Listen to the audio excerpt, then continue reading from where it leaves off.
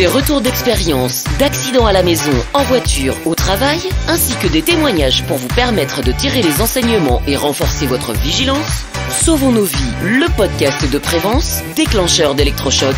Bonjour à toutes et à tous, très heureux de vous retrouver aujourd'hui pour un nouvel épisode de Sauvons nos vies saison 2. Le podcast où chaque semaine, nous nous plongeons ensemble dans des récits captivants pour apprendre et éviter surtout des erreurs qui pourraient peut-être nous coûter cher.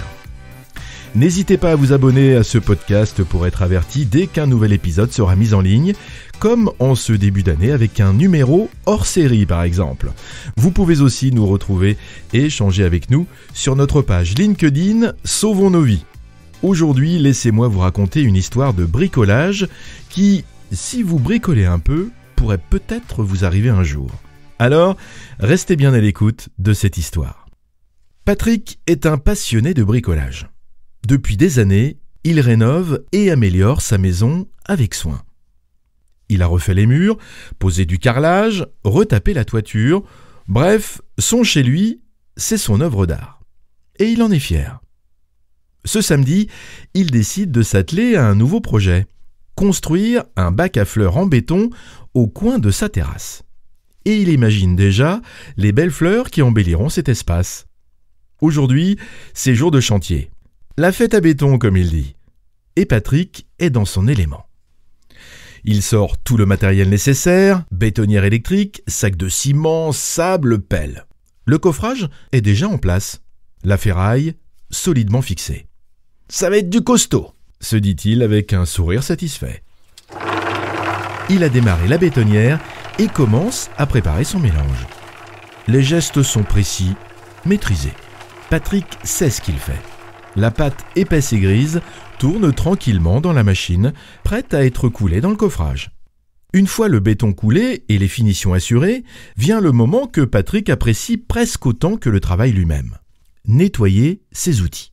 Il est méticuleux, presque maniaque, et il aime voir ses machines et ses outils briller après chaque utilisation.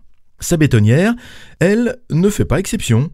Il attrape le jet d'eau et commence à nettoyer l'intérieur. Mais voilà, un peu de béton reste collé aux ailettes. Il sait que c'est difficile à enlever une fois sec, alors il opte pour la méthode habituelle. Il laisse tourner la bétonnière avec de l'eau à l'intérieur et prend une éponge pour frotter les ailettes. Ça marche bien, il l'a fait déjà plusieurs fois. Mais aujourd'hui, un détail change tout. Il porte un sweatshirt à manches longues.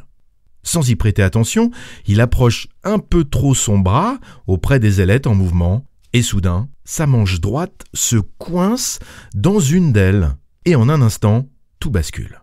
La bétonnière continue de tourner et Patrick est entraîné avec elle. Il ne comprend pas tout de suite ce qui se passe. Ses bras, son torse et tout son corps est pris dans un mouvement circulaire. Il essaie de se débattre, de s'agripper à quelque chose, mais la force centrifuge est plus forte. Pendant quelques secondes, il est pris dans une véritable spirale infernale, ballotté comme une poupée. Et puis, la délivrance. Sa manche se déchire enfin, le libérant de ce terrible piège. Patrick s'écroule au sol, hébété, sonné même. Il est encore sous le choc, sa respiration est haletante, ses muscles tendus par l'effort et aussi la panique. Pendant plusieurs minutes, il reste là, à même le sol, en essayant de comprendre ce qui vient de se passer. Sa tête tourne un peu, ses vêtements sont humides, tachés de poussière et d'eau. Mais il est vivant et indemne. Il a eu de la chance, beaucoup de chance. Une fois ses esprits retrouvés, il se relève péniblement, ses mains tremblantes, et il s'approche de sa bétonnière. Il l'arrête immédiatement, puis reste là, les yeux fixés sur la machine qui aurait pu causer bien plus de dégâts. Il n'y a personne autour de lui. Ce jour-là, comme souvent, quand il bricole, il est tout seul.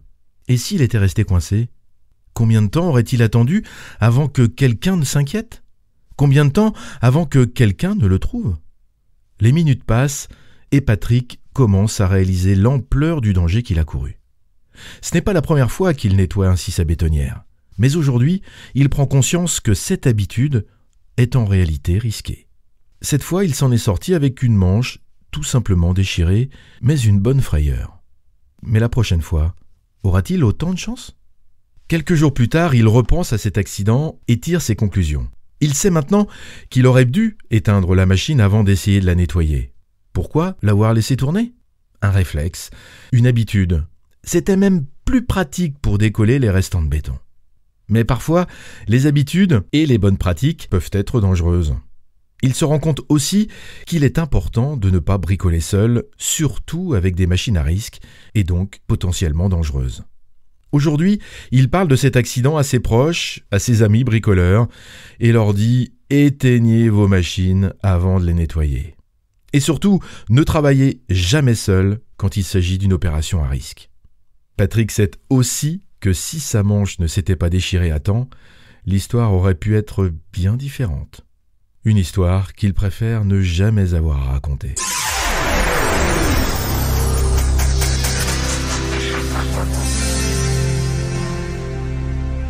Cette histoire nous rappelle l'importance de ne jamais intervenir sur une machine en marche, au travail comme chez soi.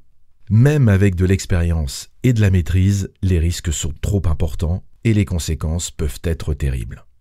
Donc, à la maison comme au travail, machine arrêtée, intervention sécurisée. Voilà, cet épisode arrive à son terme, merci de l'avoir suivi.